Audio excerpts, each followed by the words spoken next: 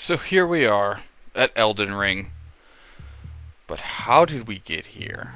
Well, I can tell you how I got here, and it starts way, way back in 1983 when I was born.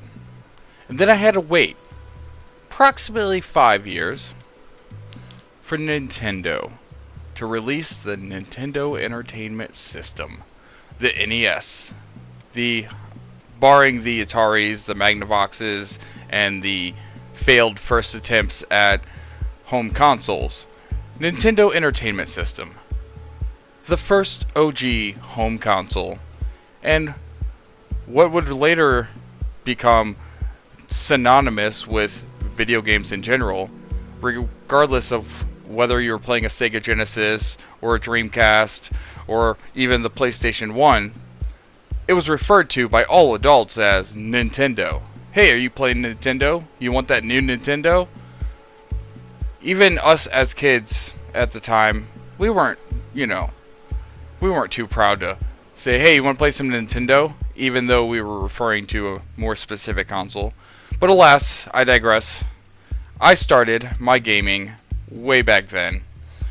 And the first time I ever really dove into a game and spent a lot of times in a world that didn't hold my hand, didn't have levels, didn't have, World 1, Level 2. It was The Legend of Zelda. It started you on a map and just let you go. And you had to figure out which ways you could make it through and which ways you could not. You had to figure out where the bosses were, where the secrets were. You had to figure out everything in the game with no hand-holding and only using the game itself and maybe what tidbits you could pick up from your friends, because let me remind you, this is before the internet. So the internet back then was your older cousin or a fifth grader at school who told you some secret in the game and you don't know if he's lying or not. That was the internet for gamers. Or the magazine aisle at the grocery store where you could peep some GamePro magazine tips for about 15-20 minutes while your mom shops. That was the internet before the internet for gamers. But there I was, small child, not knowing anything about anything, just playing this game. This big open world, running around, dying, and restarting over and over and over again. It took me years. I was probably like 11 or 12 before I finally, it clicked, and I was like, oh, I know how to play this now. And by then, there was already Super Nintendo and more Legends of Zelda. And then, basically, that was my favorite game. I collect things like many people do, and if I had to say of the things I collect, the two biggest things that I have the most items of would be Marvel, which is a huge property, so it makes sense, and then The Legend of Zelda. So I also have 2-3 Legends of Zelda related tattoos. So needless to say, I've been a fan of the open world don't hold your hand games for a very long time. Now, 4 minutes in, all that was to say, when I first played Dark Souls, the first thing I thought when I started playing it was, oh, this is The Legend of Zelda, but for grown-up me. Okay, I really dig this. But as to how I found Dark Souls, actually, at least to me, it's a pretty funny story. So in my mid-20s, this is the Xbox 360 era, right when Dark Souls came out for the 360. I was going to school for game design and some graphic design, other things, and I was working at McDonald's, as many struggling college students / parents do. And one of my friends, who, as you might find out in your own life, a lot of gamers work in fast food. One of my friends, nicest guy in the entire world, big old gentle giant, always quiet, always calm. I come into work one morning, we're opening, it's just us, He's throwing shit around. He's huffing and puffing. He is mad. And all I hear is, fucking stupid goddamn game. I'm gonna fucking break it in half. I'm snap disc in half and I'm throwing out the fucking window. And I'm like, I literally had to stop him and go, whoa, hey buddy, what is going on here? Like, this is not you. What game are you talking about? And he goes, Dark Souls. So, pause. At this point, the only person I've ever heard refer to Dark Souls or Demon Souls or any of that genre was a friend of mine who's one of those like hardcore gamers, but like if you don't game the way he says you should game, then you're not a hardcore gamer. And he was deep into Sony's butthole and into FromSoftware. And that's not to say that he's wrong, but the way he goes about it is a little over the top. Anyway, so I only heard that Dark Souls was the most hardcore game that only hardcore players can play, and it's the most hardest game ever. So when my friend at work says it was Dark Souls that he wants to snap in half and throw out the window, I said to him, whoa, hey buddy, whoa. Let's not destroy a piece of art. If you're going to throw the game away and break it anyway, why not give it to me? Let me see what this is all about. And so, the next day, he brought me Dark Souls Prepare to Die Edition on 360, and I promptly went home after work, put that bitch in, and started playing. Now, for me, I'm going into this thinking, oh, this is going to be the hardest thing I've ever done in my life. About 4 minutes in, I realized, oh, it's just Legend of Zelda, but for grown-ups. Okay, I got this. Easy peasy. Oh, they let you get your souls back? Easy peasy. Oh, you have more than 3 hearts or 3 lives? Easy peasy. Oh, you don't have to worry about saves or continues? Easy fucking peasy. Now, not to say that the game itself isn't difficult. It is difficult and requires skill. But for me, I had just been awakened to the game that I've been searching for my whole life. It was The Legend of Zelda, but for grown-ups. Like the actual, like, oh, I can explore these places. Now, all that said, I love me some Souls. I love me some Dark Souls, some Dark Souls 2, some Dark Souls 3. I'm a weirdo. I actually prefer Dark Souls 2 if I'm going to play one. It's not like, you know, they're all great as far as stories go. They're all great as far as the overall experience goes. There's just something about Dark Souls 2 that I prefer. I just like it. I don't know. Now, when it comes to the Soulsborne genre, we can't forget the born part of that. It used to just be Souls, and then along came a little gem called Bloodborne. Bloodborne was the first major game I played on my PS4. Day one, had it pre-ordered before, day one of pre-order, and I was there midnight, or as soon as I was able to play it digitally, I was on it. I platinumed that game in the first month, and it was my favorite game in the Soulsborne series, or the FromSoftware series, because it has the mechanics of the Souls, which they've mastered, the combat that I love, with a little tweak here and there for the setting of Bloodborne.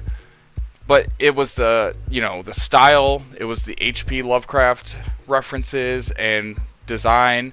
I am a huge H.P. Lovecraft fan from before the internet times, before it was Cthulhu cool to be into it. I'm a hipster, sorry, I'm going to say that in lots of my videos. Oh, I liked this before it was cool. Whatever, I don't care, because I did.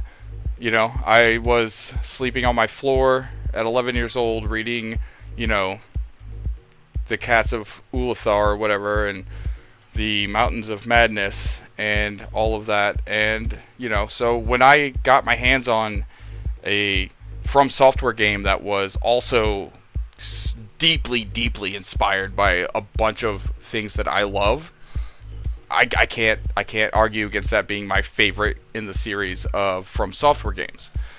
Now, 10 minutes in, all that crap being said, if you're still here, hey, glad to have you, and I love you, and hopefully you can relate to some of this, and that's why you're still here. If not, maybe you're just wondering about the series or the genre in general, and you're interested in just different people's opinions or whatever, go check them out.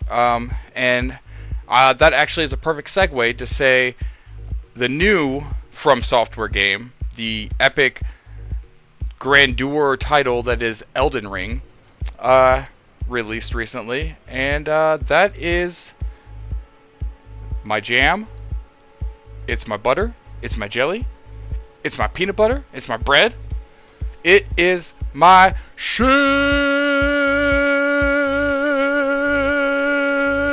Okay, I'm gonna have to stop doing that because I have to breathe at some point. I still haven't breathed yet, but anyway,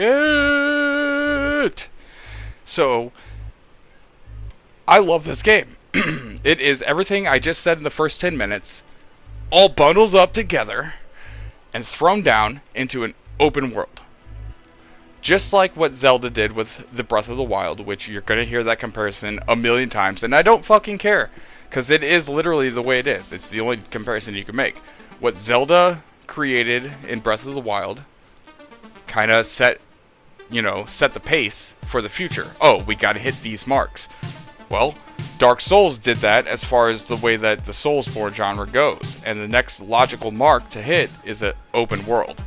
Now, you could argue that all of FromSoftware's previous titles are open world, and I would argue that you're right. They are, for the most part, an open world experience, but it's fed to you through a linear path or a maze of linear pathways that interlock. It is open, but it's not open. It's like being in a prison that you don't know is a prison. And you didn't know it until you got Elden Ring, which frees you from the prison of the linear structure and lets you explore the entire world at your pace. All those places you used to look at in the background of a Souls level and go, oh man, that looks cool, I wonder where that is. You can actually go there. Now, you could also argue that you could always see the places you were going to go and be or have went in the other Souls games if you look around. But it wasn't the same. Like, you still got there through linear sections that were plotted out for you. This is not. Like, this is just the ultimate amalgamation of everything FromSoftware has done up to this point. So there's no need to really like reiterate that I'm a huge fan of the series, I'm a huge fan of the game type, and I've been looking forward to an open world Dark Souls since I played Dark Souls. I mean, I literally, when I played Dark Souls the first time, I compared it to Zelda in my head, the only difference being that like Zelda was more open. And then when Breath of the Wild came out, I was like, yes, this is what I meant. This is what Dark Souls should be. Like, just like this. So, it made sense that Elden Ring would be the next step up. I don't want to, like, I don't think it's replacing Souls, per se. But it's, I mean, it's everything. If you're a Souls player, then you're aware that it's just like every time you play a game, play one, you're getting a new story, a new setting, but you're basically like you're there for the same thing that you're always there for, you know, and it has all of those things. Again, it's the open world of it all that really makes Elden Ring shine. And that's, you know, that's how I came to love the Souls series, is through, you know, first my love of The Legend of Zelda, and the first time a game really captured my like scope of like, wow, this game is huge, like I can go anywhere, oh I can't do that, oh I'm always dying, I suck at this, somebody tells you how to do something better and you're like, oh okay, and then you try it and it works. You know, that's, you know, if you stay off the internet to get your like walkthroughs and tips, then it's pretty much like that, like you're really discovering it all yourself. These days, you know, it's very easy to just like look up a video tutorial or a walkthrough and figure it out. Even in the early days of the internet, when it was just like game facts and people like me and you literally just writing the reviews themselves as they go. You know, that's the early internet. That was really close to how it was before. And then now you can just watch every single bit of everything. Like even videos like this. Like, there's a million of them, you know? There's a million of everything out there now, so I'm not trying to stand out or anything, just sharing my background with the series and how I came to love Dark Souls as it is, and then FromSoftware, which, for my money, they're in my S tier category as far as the makers of games go. There's not too many of them. Both the Miyamotos are in there, basically. Miyazaki, you know, you got your handful of developers who never go wrong, and then you've got like your corporate developers like Call of Duty, you know, being made by Activision and Blizzard, and like the big titles, you know, even Halo now, and even Destiny. Like Destiny got, you know, pushed Bungie to the big boy spot, but they, you know, not every company has a perfect track record. But if you ask me, I really think, I mean, especially once they hit Demon Souls, FromSoftware just started shining because they were able to focus on their strong points. After that, it was like, oh, okay, no, you do that.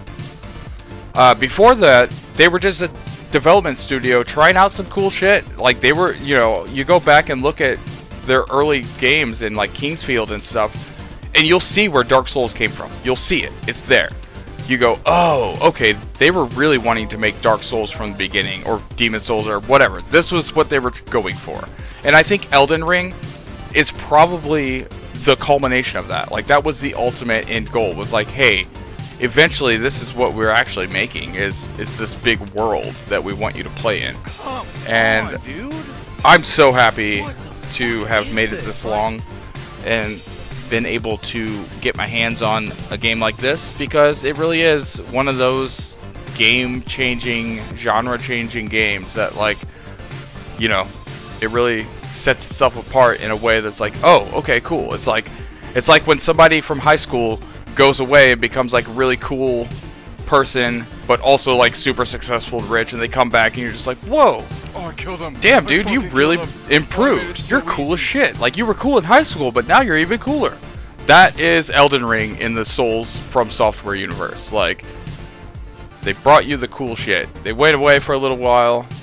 They tested out a bunch of bits here and there. You know, the stealth and the, you know, the traversing in the world of Sekiro. Like, you feel that in Elden Ring. You know, it's not the exact same because the stealth mechanic is a little less obvious, but it's there and it works, and like, it wouldn't be there if it wasn't for them testing it out. I believe Bloodborne and Sekiro were both kind of like playtest. I also believe Dark Souls 2 was sort of like a playtest for some mechanics. Now, I know that people cry about Dark Souls 2 because obviously Miyazaki was not the director on that one, so there's a lot of hardcore people who are like, it's not the same. But really, I think they were just kind of using it as an opportunity to test out a few new mechanics, see how they worked, you know, and then figure out how to tweak them and incorporate them into something better. Same with Bloodborne. And now we're seeing all of those mechanics kind of put into Elden Ring. And I see Elden Ring as a game it's possible for it to be a living game. It is definitely possible for them to at any time update it, change the enemies, change the paths, add new bosses, throw a world boss in new areas. Very easy stuff to do from behind the scenes. So I know FromSoftware is not known as a publisher or developer that makes like living games, and I don't ever see them having like, oh, the Dark Soul, you know, the Battle Pass or whatever, things like that. But they could very easily, just like Destiny, keep the game alive by just updating the world and adding parts to it. And we'll see what happens from there. But if you're not playing it already, I don't know what's wrong with you. Like, unless you're not able to buy it right now, in which case, sorry. Just save up. Or get it when it's on sale, I don't know. Sell some crack, sell some plaster, and say it's crack. I don't know, do whatever you gotta do. Well, I guess that's illegal. I was going to say within legality. Well, shit. I'm going to have to stop right there before I get everybody in trouble. Okay. Play Elden Ring. Get into the Souls series if you're not already. I suggest starting with Dark Souls 2. It's got an easier sort of, just like Elden Ring. It's a little bit friendlier in some ways. Some people might argue with me, but I would argue back that that was one of the biggest complaints about the game from the hardcore players, is that, oh, it's too easy. It's too easy. They made it easy. It's not hardcore enough. Well, maybe you're just making up for something that you feel like you're lacking, buddy. Because I felt like it was hardcore enough. I felt like I died enough times in that fucking game. If you want to know if the game is hard enough, just how many times did you die in the first hour, you know? Like, shut up. That's what I say. Shut up. Just enjoy gaming for the sake of gaming. And if you like hard games, then you like hard games. And if somebody else doesn't like hard games, oh well. Let them go. In fact, in this game, and in all the Dark Souls games, that's the problem. I think, actually, I'm going to rant for 1 second before we end this. I think the problem with most Dark Souls games and the stigma attached to Dark Souls in general has way more to do with the community than it does with the games or the difficulty itself. Because the community is very self-aggrandizing and like sees itself as like, oh, we're hardcore gamers, we play Souls. You don't understand a game until you've played Souls. Well, guess what, buddy? It's been a while. There's 3 games in the series, 5 games in the overall recent history, and 6 including Elden Ring, and people know by now. We get it. People get it. Like, okay, Dark Souls is hard. Oh, every time a game is hard, it's like, oh, it's like Dark Souls. No, it's not. That's not what the meaning of it's like Dark Souls is. Because guess what? It's not hard. If it was hard, you wouldn't see speedrunners. If Sekiro was that hard, you wouldn't see fucking a sub 2 hours speed run. And I can't even get past the first third of the game. So it depends on who the person playing it is, as well as, you know, other factors. And I think a lot of the Soulsborne series, like, stigma is, and the things that keep people away from it are going like, oh, I don't want to play Souls, that's for hardcore. No, it's not for hardcore players. It's for anybody. You just have to play it right. You know, in Dark Souls 1, you could cheese half the bosses. You can get weapons real early on, real quick, that make the rest of the game a walkthrough. And that's what a lot of Souls players will do, and then they'll treat you like you're an idiot for trying to play the game. One of my friend who was hardcore into Souls and would tell me how I was always playing it wrong, that was part of my big turnoff, is that like he was always telling me I was playing it wrong. Oh, what's your build? How you doing it? Oh, you need a what weapon do you want to use? You got to use this. You got to put your points into here. Put your, you know, like this whole like super nerdy min-max thing, and then like at the same time telling me I'm wrong for playing the game the way I play it. You know, like, oh, I like summoning people to help me with bosses, and then I, you know, will farm that boss and get summoned a bunch, make a bunch of souls, level up, get stronger, all that, and you know, he'd be like, oh, you're playing it wrong, you gotta do it this way. And it's like, that's the problem with it, is that instead of people being like, oh yeah, that's cool, I never tried it that way, I like to try it like this, you know, that's Souls. With Elden Ring, I started out with a class that was not what I was thinking, and I ended up, you know, not using it the way it was intended, because I could just build what I want, you know, in the end anyway. But like, I started with a shield. I don't usually use a shield ever. Some people only play with a shield, you know. Some people only parry. Some people play different ways. I don't use a shield because I use the Karate Kid method of defense, which is no be there. I'll be rolling out of the way, motherfucker. But that, you know, everybody's different, and that's to me, that's the beauty of it. Is like there's actually a secret community of like really good players, and now it's more popular. They're often referred to as the Sun Bros, people who, you know, actually do want to help other people, or, you know, don't care about like who's a hardcore player or not. But that said, I love FromSoftware. I love the Soulsborne genre. It's been in my DNA since I've been a gamer, and I'm just glad that I've reached a peak time where I could actually see games the way that I always imagined them when I was younger. And we live in that time now. We also live in a time that has pandemics and global wars on the verge, but hey, you know, If you ignore all of that and just look at the beauty that is gaming, for a brief second, it's beautiful. And with that, if you're still here, I thank you from the bottom of my dark soul. I thank you for watching. And if you haven't clicked the like, the subscribe, the bell, what are you doing with your life, buddy? Come on, 25 minutes in. You gotta like something here. Give me a subscribe. Come on. Come on. Alright, thanks for watching. Love you guys. Bye!